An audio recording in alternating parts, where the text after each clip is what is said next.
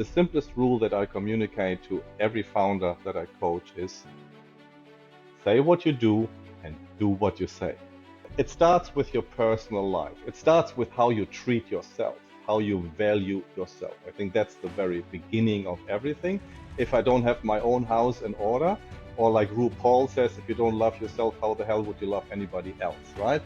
People that I want to have in my life that love me for who I am and support me in what I do.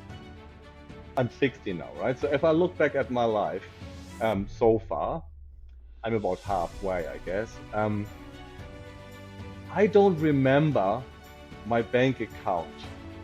If you don't emulate your customer base, you are ill-informed as to where to steer the company. And companies that remove that aspect, that DEI aspect, will be overall less successful in the long run.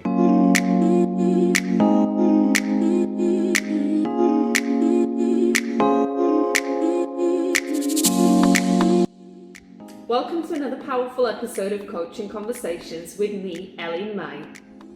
Today, we're diving deep into the world of startups, leadership and transformation with an incredible guest, Bonny Morlak.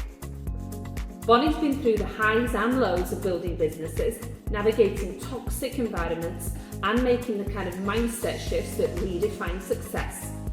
He's someone who understands that real currency in today's world isn't just money, it's trust. In this conversation, we'll uncover the hidden challenges of startup culture, how to break free from toxic cycles, and the strategies that help Bonny turn obstacles into opportunities. If you've ever felt stuck in a tough environment or wondered how to shift your mindset to thrive, this episode is for you. Get ready for an eye-opening conversation that might just change the way you see success. Let's dive in. Bonny, welcome to Coaching Conversations. Can you share a little bit about your background to begin with and what actually led you to focus on mindset and toxic startup cultures? Thanks for having me first. Much appreciated and very good question. I am a recovering startup founder myself. I had quite a number of startups, mainly failures, also successes. And my last startup brought me to the United States. It's called it swept me from winning a large award in France with Publicis Group. We won gold against 3,500 startups, and then and 100,000 euros on the back of that, I went to San Francisco into a startup accelerator, and there was this moment at Friday afternoon where everybody sort of popped open a bottle of beer, and then everybody let their hair down, and all week everybody was just pretending that life is perfect and everything goes great. But in that moment, everybody sort of like let down the guards a little bit, and then the founders amongst themselves. And when you look behind each curtain, the kitchen was always on fire, right? And I was the oldest one in the room, and I have some experience myself with burnout. And one of my startups it was at the end of a marriage, and the startup didn't go well, and everything like mounting financial pressure and all sorts of. And I had fairly toxic, I don't like the term, but toxic masculinity behavior, toxic behavior, largely towards myself, and it ended up with burnout, clinical burnout, and um, ever since I have to manage depression. And that sort of gave me a bit of a background, and I saw that in other founders, and I started to talk to more and more founders, and more came to me. And when I finally sold my startup there in a nice exit to Snapchat, um, I thought, you know what, I want to do this full time, and I started um, my practice around that, and yeah, everything else is history. And now you're helping other startups. Yeah, so I'm coaching startups globally, and coaching is sort of slightly different from mentoring or advising. I think largely the difference, I work with the human being on the other side. I help them also mentoring on teamwork and how to structure and how to fundraise and advise them in certain aspects if they have a term sheet for a financial raise or something. But I mainly work with the human being on the other side and how they perceive the world, what blind spots do they have, how they feel about their own success, and so on, so on. And as one of the largest stumbling blocks really for success is not external, it's usually right here. And yeah, and that's a lot of fun actually. So, Bonnie, you told me something really interesting there, which I'm sure some of our listeners would want to know more about as well, is you said you've had several successes, but also several failures when it comes to startups as well. So this podcast is all about knowing the individual and knowing the guest, but also obviously sharing your insights and your tips as well. I would love to know more about those failures and those successes. Right. Um, I had startups before the word startup was really coined and people using it freely, right? So in the olden days, there was a paradigm where people would dream up a new product and then they would go into the back room and create something and polish it at the green table. Usually white middle-aged male sort of room. And then they went out and launched that to the public and like if you build it, they will come. And that sort of largely resulted in a lot of failures. Mm. Are we talking about disruptors? Yeah, I mean, it was the early days. Later on, a very smart person called Eric Ries wrote The Lean Startup, which has become the startup Bible, which means fail fast, fail often, find out what doesn't work very early, and talk to your customers very early. And I can very much account the failures to not validating the problem, not validating the solution, not validating the market early enough. You know, the products weren't bad, they were just slightly left of what the market wanted or slightly right of what the market, they were not, and not finding out that fit. So we spent a lot of time, a lot of money into perfecting something that we didn't even know if people wanted it. And that sort of led to failures at the very beginning. Um, Also raising a young family, migrating to Australia from Germany and raising a young family and adapting to everything and doing everything at the same time is not easy. And I sort of overestimated my mental abilities or my emotional abilities and underestimated how much work that is. And I found myself sort of being half-assed in whatever I did, you know, and I've since learned to give whatever I do my full focus and attention. You know, when I'm with my son, I give my son my full attention, and then I go to my business and give it my full attention. I used to sort of was playing Lego with my son while thinking about the business or even taking a call or being in the business. I feel guilty that I'm not spending time with the family, and that is just also a big no-no. Okay. So that's the power of presence then. And I've seen that you talk about some of that in some of your videos as well and the importance of it. So, in terms of the startups that you've been involved in then as well, and for me as an entrepreneur as well, I'm constantly connected to other entrepreneurs and coaching entrepreneurs now as well. You've mentioned that trust is your new currency. And when you watch any video about creating kind of almost the perfect company, that trust is one of the key things that you need to build. Tell me a little bit more about trust as your currency. Yeah, I came to the realization that everything of value in this world is based on trust. You know, money itself is a social construct built on trust. If you look at the stock market going up and down, has nothing to do with the physical reality of the businesses. It is just a level of trust. So I had this little thought experiment. What if I remove everything out of the middle and go straight into trust? And I just focus 100% on building deep relationships with people, authentic, deep relationships. I put myself out there with everything I know and just say, hey, how can I help? Um, and then find out where my boundaries are and learn how to clearly set my boundaries so I don't overextend myself. But basically, the philosophy is largely, do you know the book, The Go Getter, rather than the Go Giver? So it's the Go Getter and the Go Giver. So the Go Giver is basically this person just goes out there and just helps.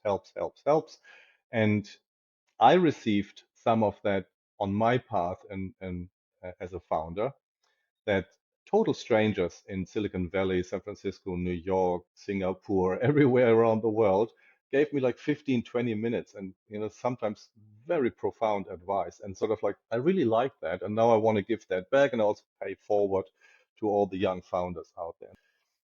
I've also noticed that I often met incredible human beings, like creative, intelligent, ambitious, wanted to grow as a human being, like just beautiful people.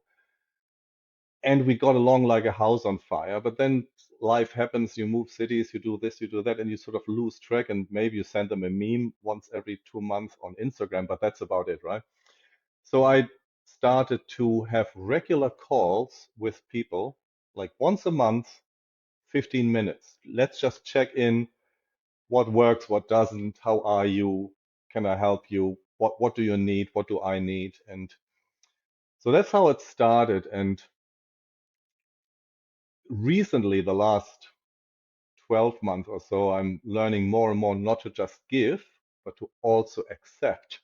That it, I'm sort of coming from a background where giving is quite easy, but accepting is sort of a bit of a taboo. And now I learn both ways, basically, when somebody offers help, and asking for help very freely as well.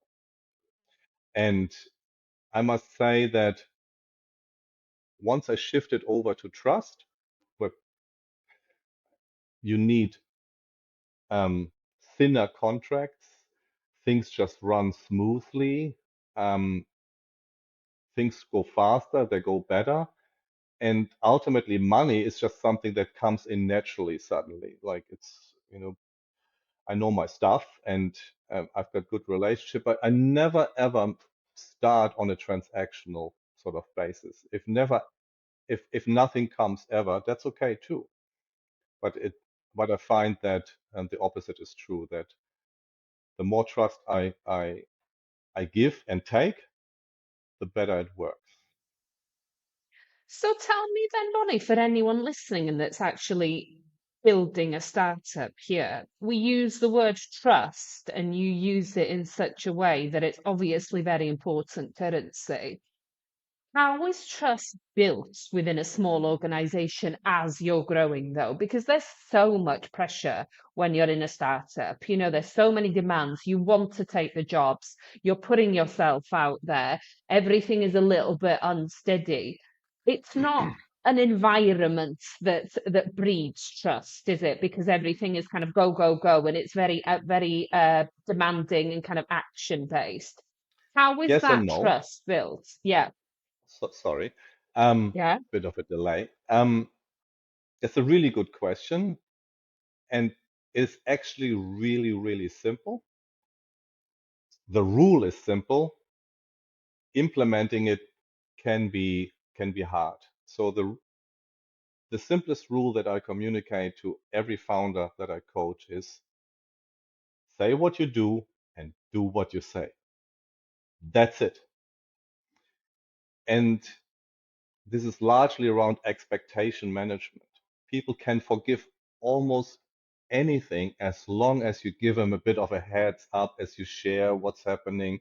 If you pretend that everything is fine, and or you try to avoid conflict in the conversation and sort of put off that bigger talk that you might need to have. That's like paying a credit card with a credit card. It mounts up and then explodes in your face one day. So building trust is largely around communicating exactly what I'm going to do and then actually doing it. And if for some reason I can't do it, I will manage the expectation accordingly. Of course, not lying and telling the truth and all of these things go without saying.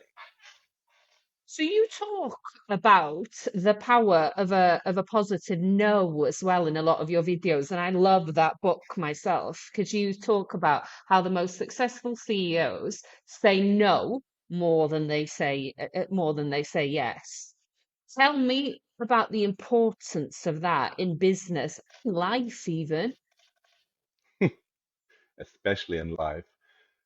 I think it has to do with understanding how much capacity we have and then communicating this capacity.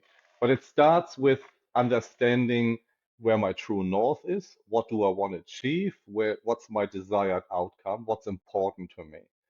And I've got this little video where I'm talking about whatever is on my to-do list, categorize it into three different columns basically. Column one is things that are urgent, column two is things that are important, and the last one is urgent important. And everything that's on the urgent but not important list, just delete it, just and then focus on the urgent important. And if you still have time, tick some of the important things off your list. Now, this doesn't work if you don't know how to say no, right? Like my example is I'm dropping my kids off at school, and one of the other parents said, "Oh, our cake baked, and we are 300 chocolate chip cookies short. Can you help?" Super urgent. We need it by tomorrow.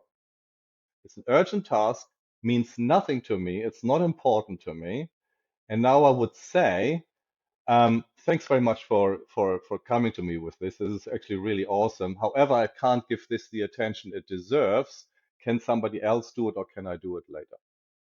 And I had to learn that because I'm a people pleaser. I'm coming from a family of people pleasers, and I found it really hard to say no to people. Whatever I was doing, if somebody asked me for a favor, I would just drop what I do and do this. And this zigzagging is really unproductive.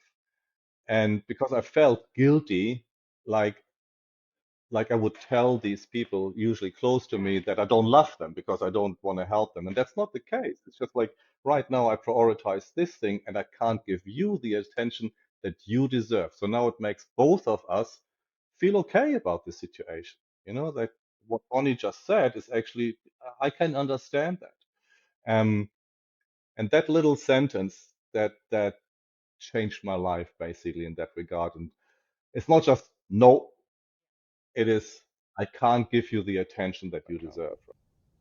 And Bonnie, does that get easier with time? So for anyone listening that's thinking, oh no, that feels really uncomfortable to me to be able to say it, is it kind of practice, practice, practice? And that yes, you might feel uncomfortable saying it the first few times, but over time, when you get that reaction that you just mentioned, does it become easier?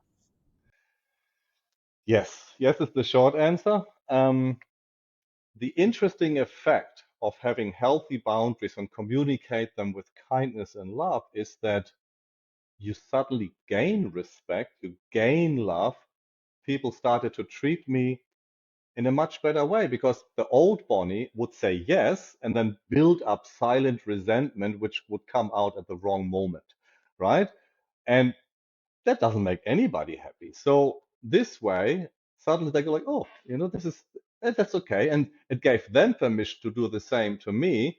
And it created an overall atmosphere of mutual respect and mutual trust, drawing healthy boundaries and valuing each other as well. And once you feel that feedback, that positive feedback, and that they didn't bite your head off, exact opposite happened. They sort of become all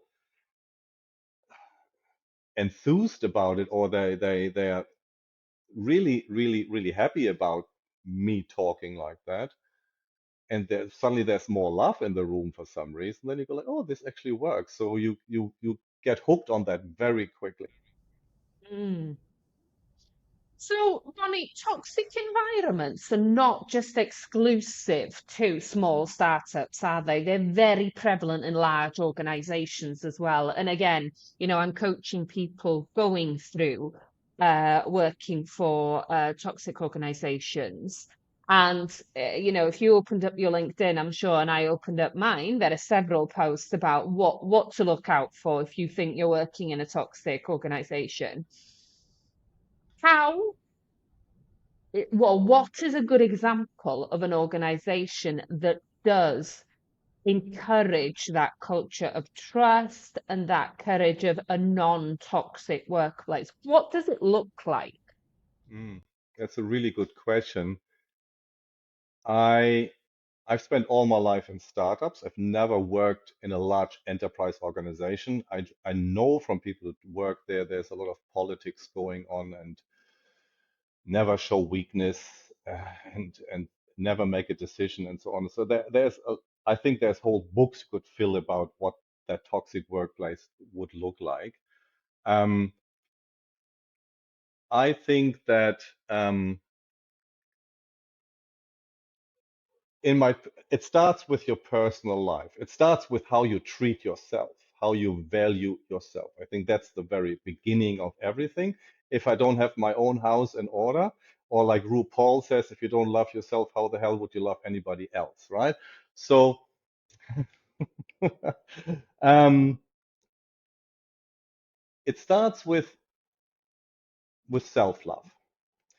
And the next step to that is, who do I want to have in my life? And I would say that people that I want to have in my life that love me for who I am and support me in what I do. As simple as that. And once you have fine-tuned your own inner guidance system and you have sort of weeded out the people in your life that are not that, life becomes calmer, happier, better, you become more productive, you achieve more, and you grow as a human being more. And now you automatically in the work environment, in any company, you can identify those toxic people that I don't expect them to love me for who I am, but I would say trust and respect are non-negotiable ingredients in any relationship.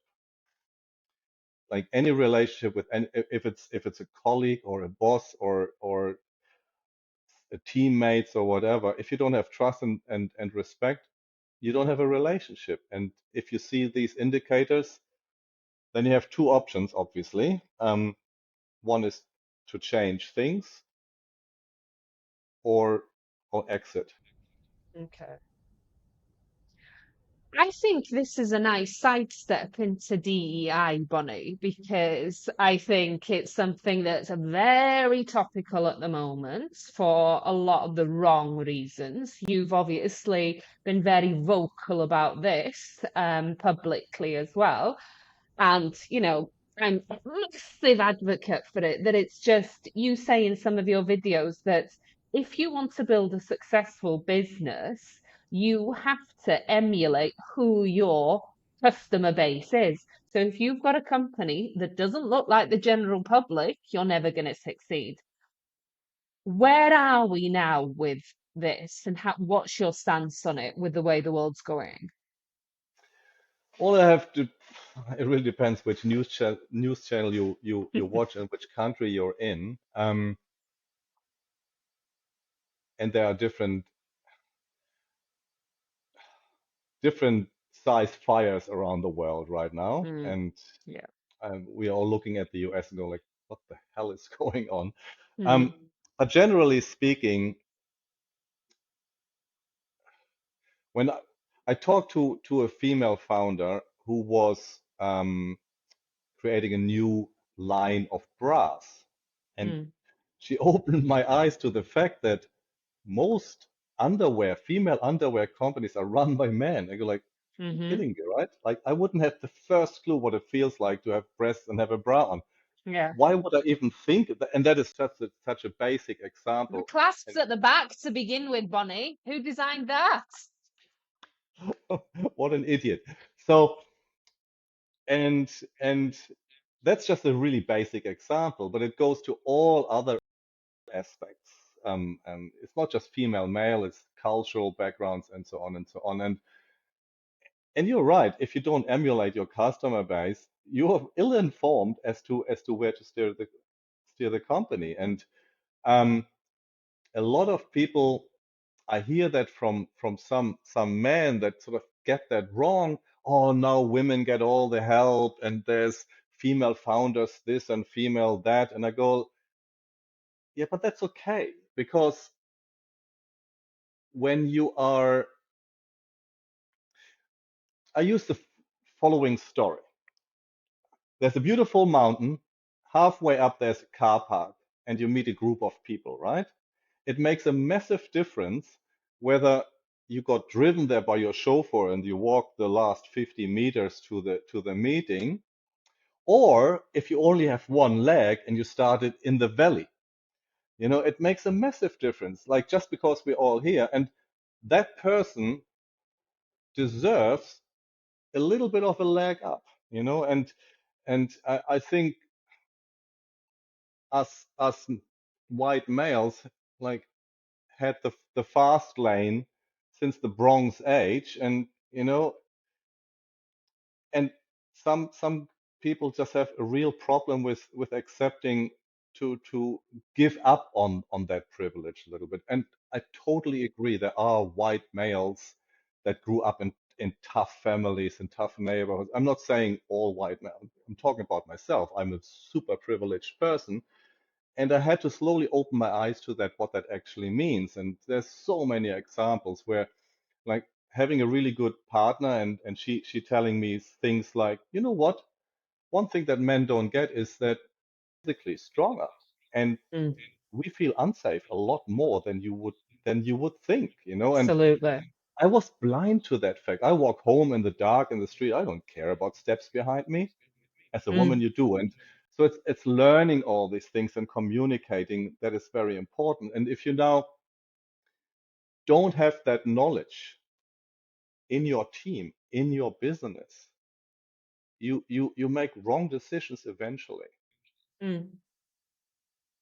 And And and do you think it's a very difficult time now in organizations and with, people of color, for example, and any kind of minorities that are working for large corporations, that they're actually legal crackdowns on DEI policies within their organizations as well. That I think that I imagine that it's an incredibly scary time to be involved in some of these huge companies. And I think that for me, it looks like we're going back in time rather than forward in time. Has well, I don't want to get DEI, political. yeah, but please do. Well, yes. So there's a massive shift for people who try to drag us back into the 1950s sort of thing, um, and it's quite scary. And I understand that for a lot of people that would be horrible, like a horrible experience right now. It might sort of shake up a lot of people who were sitting on the fence as to into action. It, like, there's more people being politically involved now than it's a little bit like this, like the 60s all over. It might actually turn into a movement, and don't let a good crisis go unused. People are riled up, and you push people only this far until something happens. That's one side. And the other side is that there's also an element of natural selections where I would feel that um, companies that remove that aspect, that DEI aspect, will be overall less successful in the long run, especially.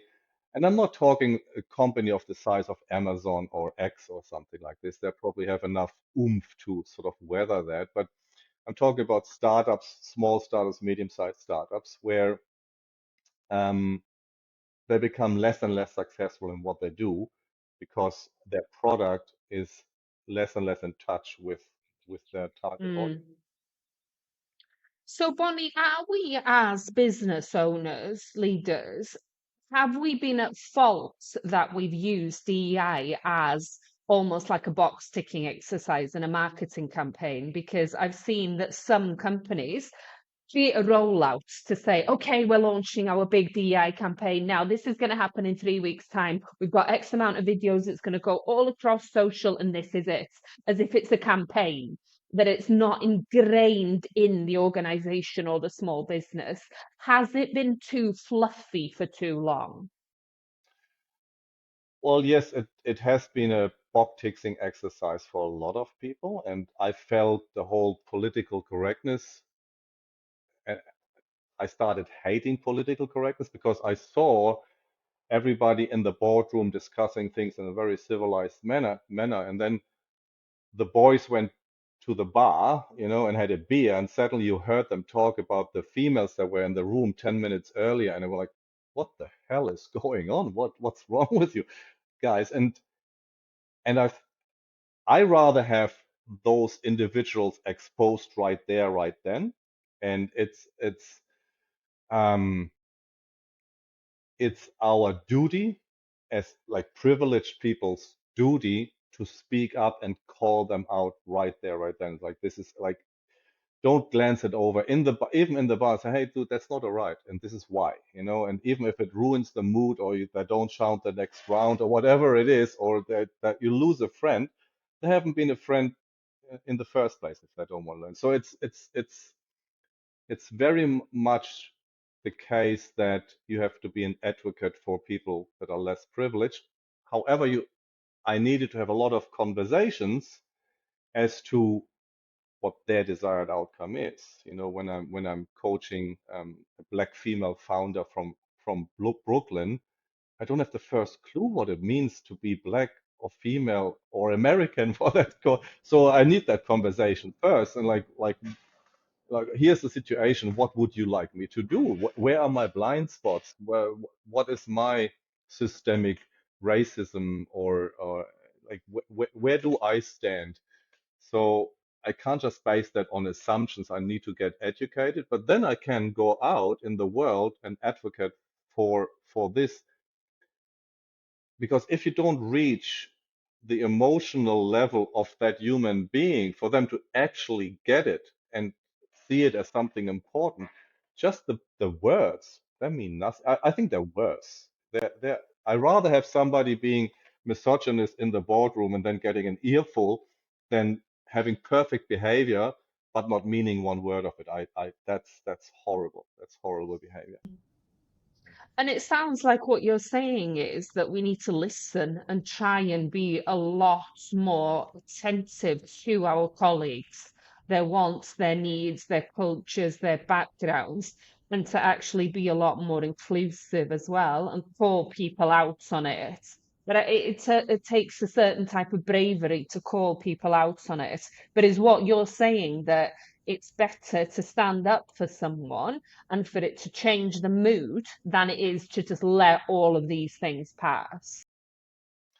And I think that's sort of part of my cultural background. I'm born 20 years after the Second World War, and it was like my my childhood, my school life had one desired outcome.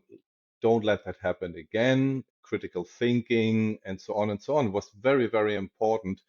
And one of the core tenets of that was stand up really early. Like when it starts with derogatory jokes and everybody, ha ha ha, this is so funny. But that is the thin edge of the wedge, and it gets wider and wider and wider until, and I saw that happening in the United States, and because I lived in New York City for a while, and I could see the early beginnings of something like this, and it hasn't stopped yet, and I think it will go a little bit further, and it's really quite scary. It's that people feel that whatever happened in Germany in the 1930s cannot happen anywhere else, like it was genetic or something, and it's not. It's an attitude um, problem, and sort of identify those toxic traits really, really early, and then address them on a one-on-one level.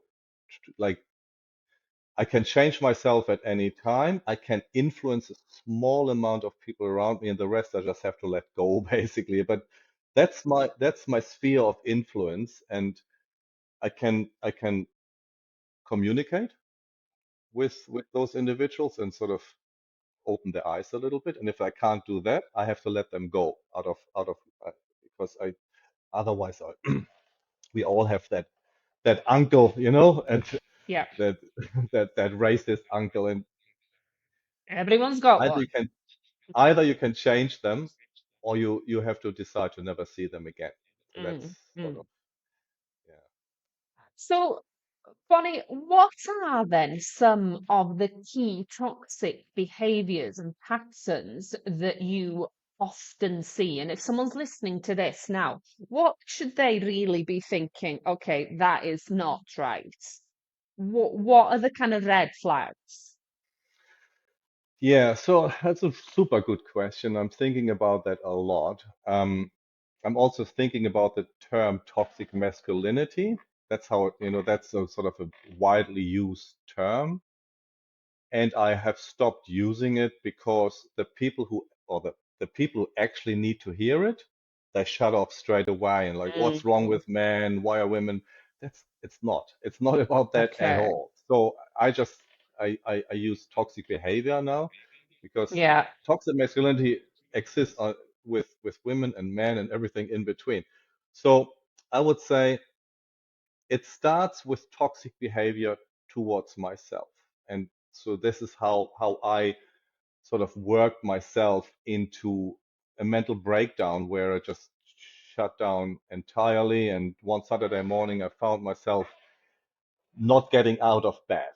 And then the whole weekend, I didn't talk to my kids, I didn't talk to my wife, and I was just staring at the wall, and it was just like deep depression, right? And months and years before that, the behavior that I now know I had, and that I can see red flags with people, is I didn't ask for help. Big thing, big, big, big. I can do this. Then be tough. I think there is no more horrible word for a human being than being tough. Being tough is being aggressive, and being tough is actually really easy. Being a man and crying in front of somebody else is actually super difficult. That is a hard thing to do, and that is stronger than being tough. Is like, that's easy. Anybody can do that. Um, Soldiering through something. Like, I got this. Like this typical thing. I'm driving. I'm lost, but I don't like. Even if somebody in the car knows the way, my wife knows the way, and I got this. That sort of stuff. Um, Never sharing feelings. I am scared. I'm sad. We have these feelings too, but as boys, we have been taught into, you have to be tough, you have to be strong, boys don't cry, and all that crap. And not saying, hey, I'm feeling really lost, or I'm really hurt, or I'm feeling unloved by you right now, or I feel you are not acknowledging my feelings. And for a man to come to their partner and say, hey, I'm feeling scared, I'm feeling sad, I'm feeling lonely, I'm feeling weak. My old thinking, my old behavior was that as soon as I display weakness, I will not be attractive to my partner anymore, because they're looking for a strong man, and that's not true. So that's total bullshit. Um, but, there's a whole sort of movies, entertainment, so everything sort of portrays that is the case. Once I was brave enough to step over that, and again, don't let a good crisis go unused. Like, at that moment, that enabled me, like, I had nothing left to lose. I sort of started to open up and work on that. and not be afraid to be vulnerable anymore. And I've just been to a beautiful talk here at Canva in Sydney. And there was a talk of a startup founder. He was just sitting there talking about AI and design and things like this. But then he openly said, I have depression. And I'm like, that would not have happened 10 years ago, right? And Australia is a pretty progressive country. Sydney is a pretty progressive city in Australia. But I hear that more and more, and I see that in my sons. Like my youngest is 23, my oldest is 29, and the sort of conversations they have with their partners is just incredible. You know, they're Gen Z, man. I'm so glad about that. They're so Yeah. good. They've got this. It's I'm quite so fascinating, isn't it? The conversations that young people, I listen to them in cafes all the time, the level of depth that they go yes, into about talking about their feelings and actually expressing what they do, don't want, how a situation panned out, without fear almost, where our generation and older would have just held that in until, like you said, it blows up at some yes. point. So I'm really quite positive about the future for that fact.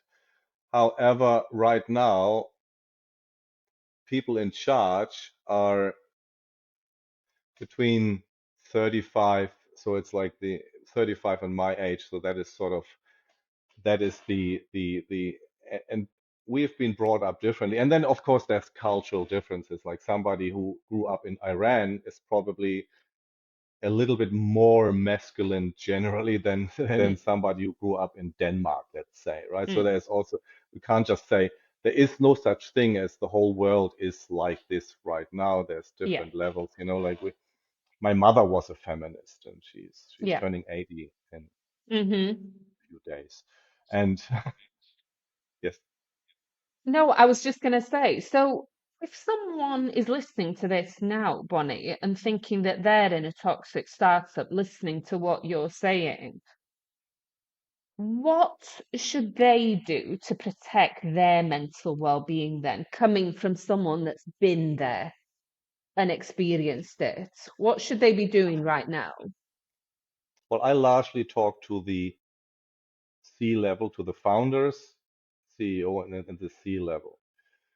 And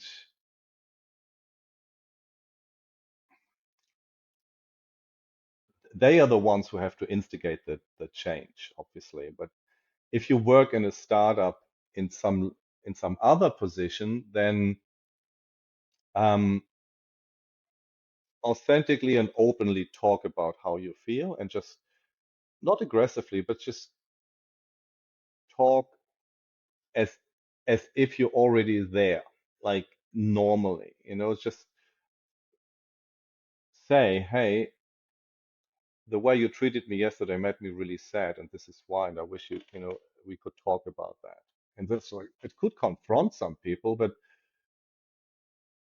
I always lead with my vulnerability, and that allows the other side to open up as well. And always have those conversations one to one. Don't bring this up in a group meeting. You know, always praise in public and criticize in private. I think that is very important. So talk openly and authentically in a non-violent communication way, um, and express what it is you feel.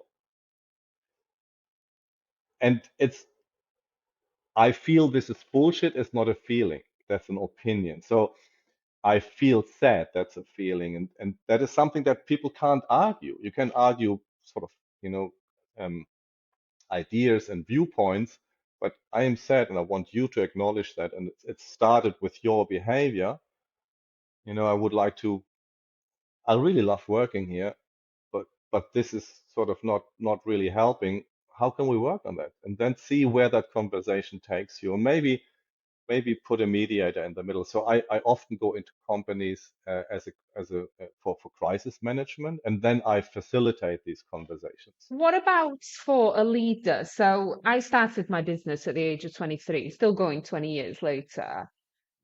I have been a good leader at times. I've been an extremely bad leader at times. I've had ups, I've had downs. For any leaders that are listening to this now, then, and they're trying to build a culture, but they might be in that startup phase, funding, so much pressure put upon them, and it's such a lonely place. And that's coming from someone that's felt very, very lonely, running a company. That as good as your own network is, you're essentially sometimes by yourself. And unless you have someone by your side, it's lonely. What can a leader do to build that environment that focuses on that trust rather than just that financial gain? Is it about building the right teams from the ground up? That's that's actually that's actually really really good question. Generally speaking, the culture you create as a small team, once once you have success and you grow the success and you grow the problems. So you want to get rid of the problems as early as possible. You lead by example. And it starts with how I treat myself, how I communicate, because you never find somebody by searching for somebody, and like even with a personal partner, that's the case. You have to become the person and they become magnetic to the right people. They will be attracted to you and your company automatically. So you have to start with yourself. You got to really take care of your personal relationships because it is super important that you do have a partner, and not just in the business but like in life. You need solid relationships because they can derail your business so quickly. Going through a divorce while fundraising doesn't work, right? So you want to maintain that. And then there's a very simple rule: the the worst behavior that you tolerate in your staff sets the tone for the rest of the staff. That's the culture you create. So hire very slowly, always hire on culture first. If it's an intelligent person and a resourceful person, they can learn. If they don't know Salesforce, or if they don't know Python, or if they don't know Figma, or whatever thing there is, they can learn that. But you cannot learn culture. So hire for culture first, get the skills if you can, but if there are shortages in the skills, upskill them. But take your time, and sort of, would I want to sit next to that person on a 6-hour flight? Like that example. So there are some, you have gut feelings about the people. Don't wipe them away by, oh, but he's really, really good at, I don't know, sales or something like that. No, that's not good enough. The culture comes first. And if you made the wrong hire, fire straight away. Mm, Make an example that this is not part of what we do, mm, even if it puts you in a pickle. okay. And then when it comes to anyone listening that's perhaps thinking about joining a startup because they're enticed by it for all the glitz and the glamour or the what it offers, how would you suggest that they kind of create their own boundaries when they're going into that startup as well? Well, first up, there is no glitz and glamour. It's a lot of blood, sweat, and tears in every startup. Um, but maybe it's a product that is really interesting or Mm, aligns with my values or something like that. And again, don't underestimate our gut feeling. Like when we go in there and we have a like a try to always try to see the human being on the other side. Ignore all the bits and bobs, the shiny objects. Do I like this human being? Do I like to spend time? Because we will spend more time with these people than we spend with anybody else. And and you have to have a good feeling about that. And I, I'm listening to my gut feeling, and then I sort of double check with my logic. My younger self overruled my gut feeling with logic often, and then found out later that my gut feeling was right in the first place.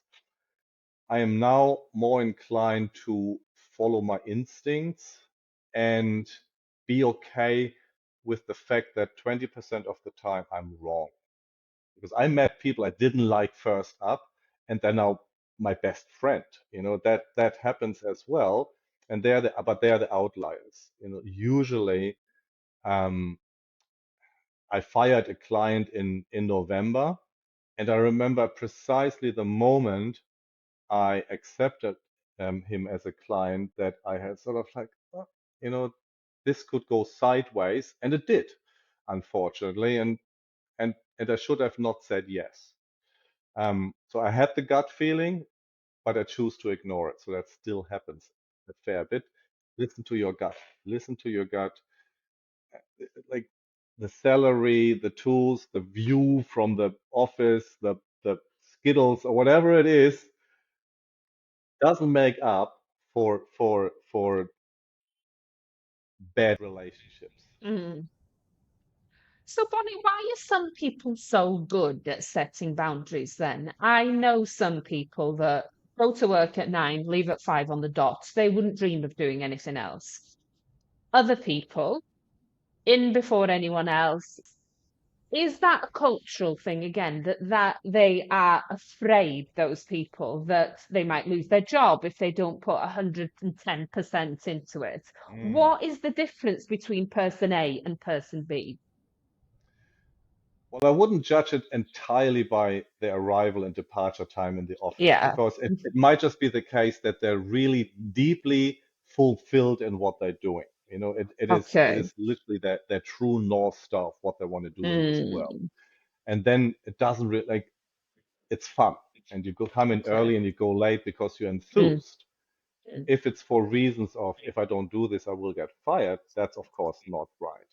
And mm, coming on time and leaving on time might be disengagement, or it might be a healthy boundary because you have a life outside of this startup, and um, it doesn't pay me enough to neglect other things. And so the origins, I would say, for healthy boundaries are in our childhood. There's this phase between 2 and 3, the terrible twos, where kids, throw themselves on the supermarket floor and scream their heads off, and you look around and you're all embarrassed and stuff.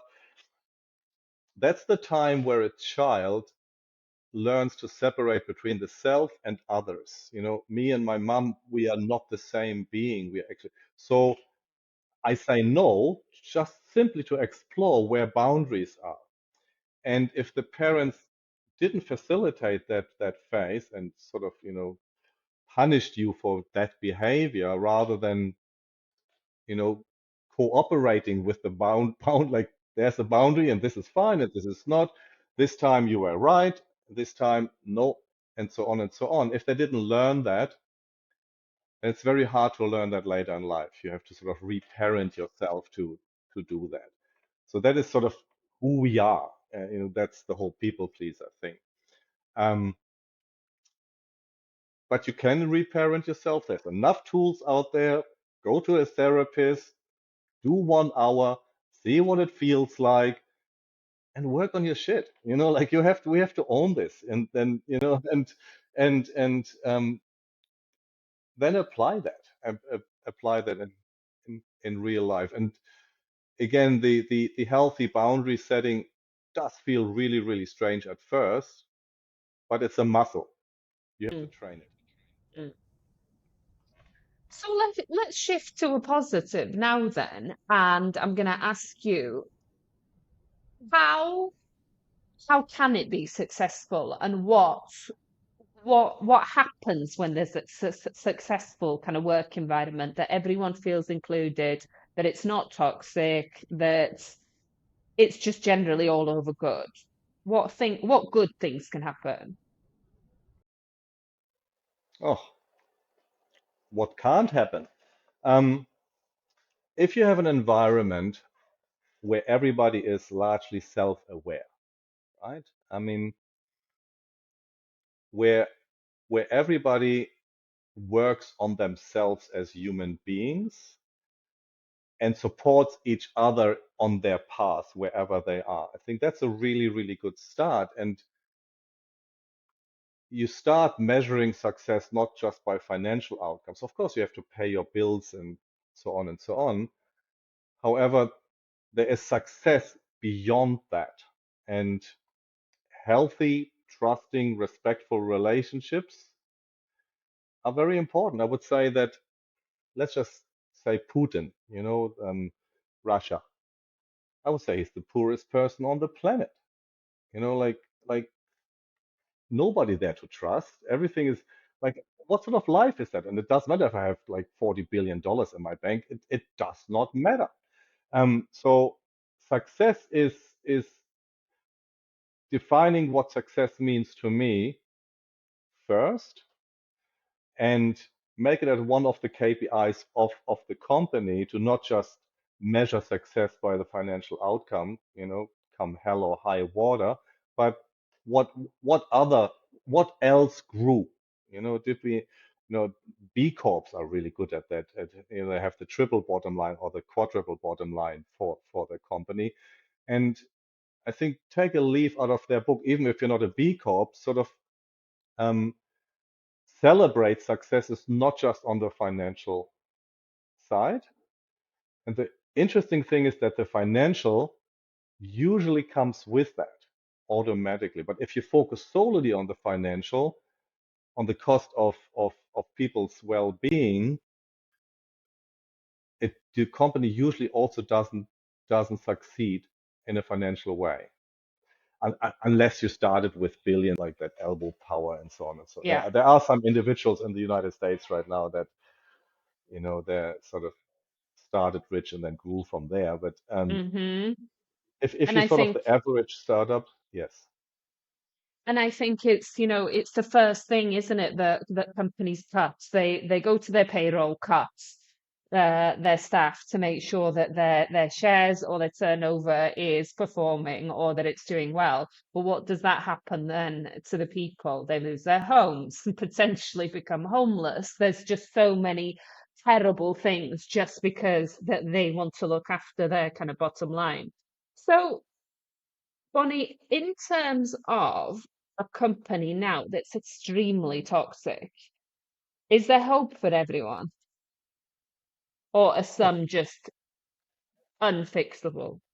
that's a very difficult question to answer without knowing the company directly.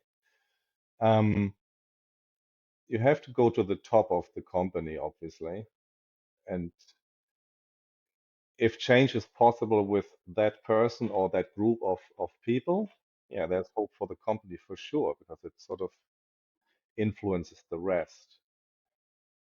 Um, on it, and it's always, you cannot address these things with logic. Often maybe you start with logic, but you essentially have to address these things on an emotional level. So is there hope for these companies? It's maybe the wrong question. Maybe is there hope for the people that are affected by that company? I would hope that that company does not succeed and another company that is a lot more wholesome will take their place. And because there is a market regulation for these things as well, and maybe not on the highest level, but on the lower and medium level, there is, you just feel different. And when you, for example, when you use apps, some apps just feel wholesome and round and just well crafted, and just the little messages that pop up, they have the right language, and you just feel like, hey, they're my tribe, right? Uh, and other companies that cannot even emulate that because it's not them, and they will get less downloads and fail, and others will. That I hope that people will realize it's a good business decision to be a good human being as well on that smaller and medium scale. I like There's one more thing that I would like to add is and I will get very unpopular for that, but that's okay. It's what we Um, like. Controversy on the podcast, please, please. I think there's a fundamental disconnect between investors, especially VCs, and the startup world. They want to achieve different things. Um, the startup wants to change the world, to be a better place, and the VC wants to make money.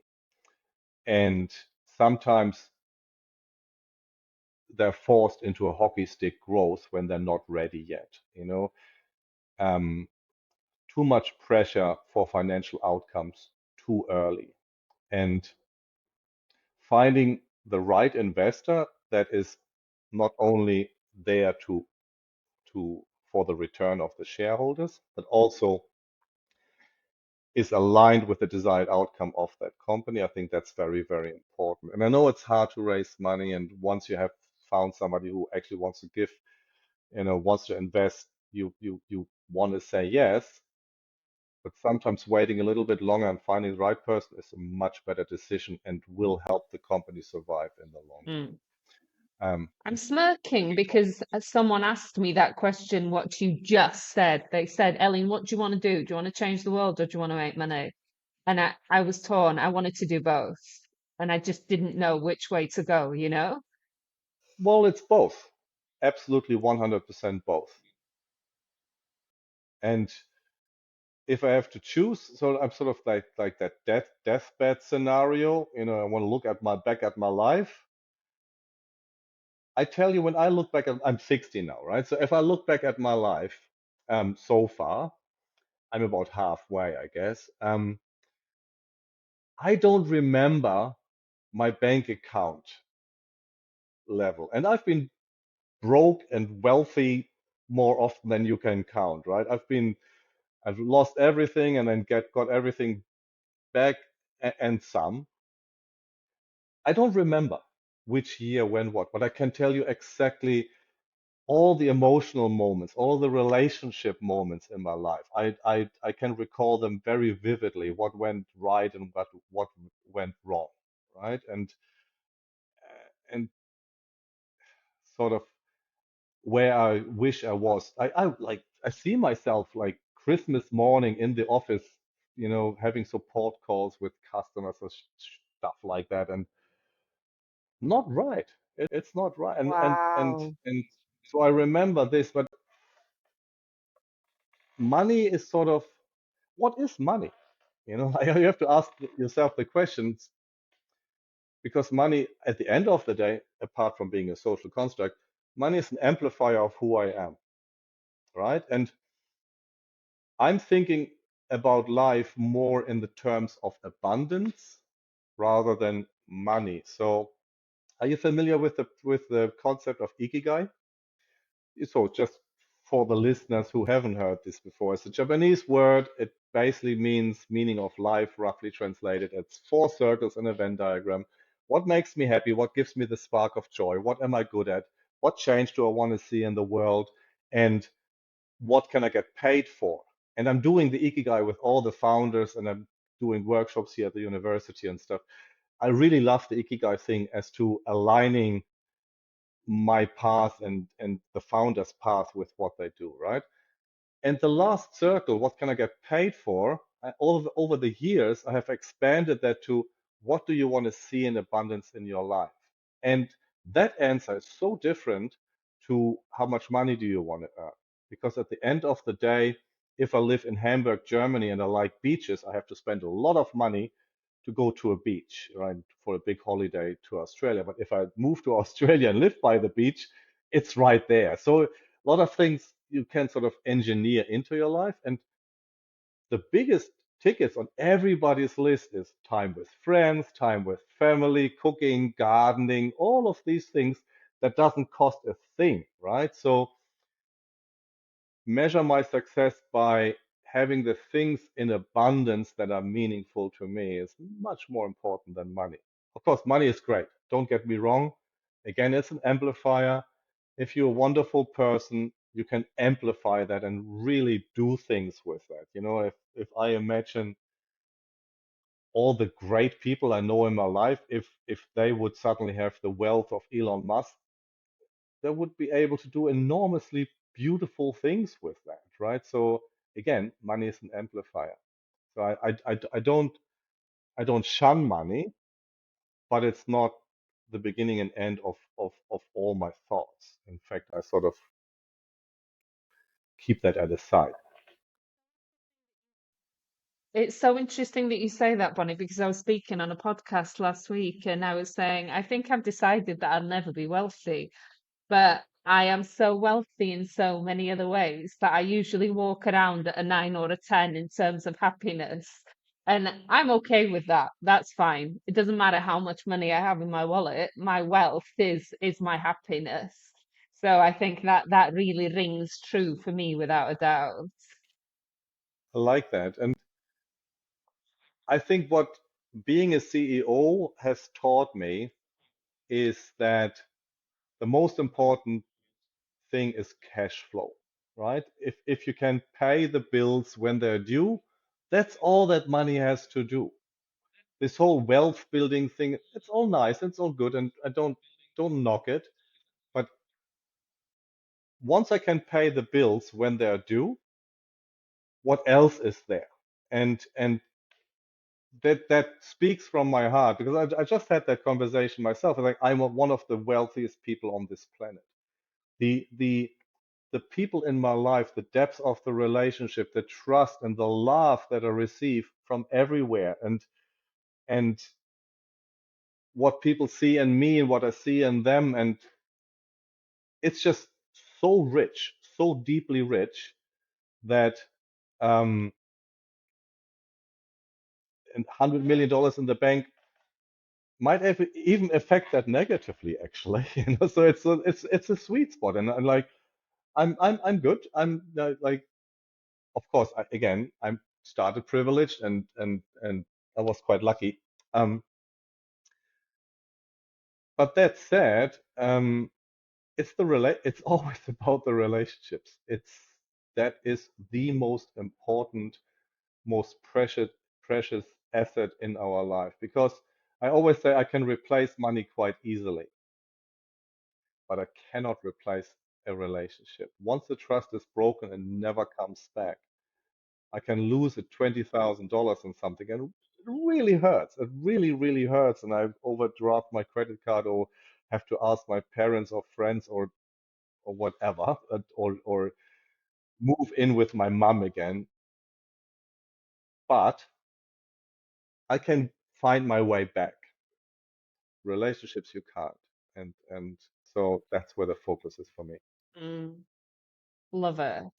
So, Bonnie, if someone wants to get in touch with you, wants to work with you even, what's the best way for them to connect with you? There's only one Bonny Morlak on the planet, so my name is unique, which is really quite funny. So it's Bonny, next word Morlak. It's not Bonnie with an IE, and it's not Morlak with a CK. It's just with a Y and it's just a K. And just Google me.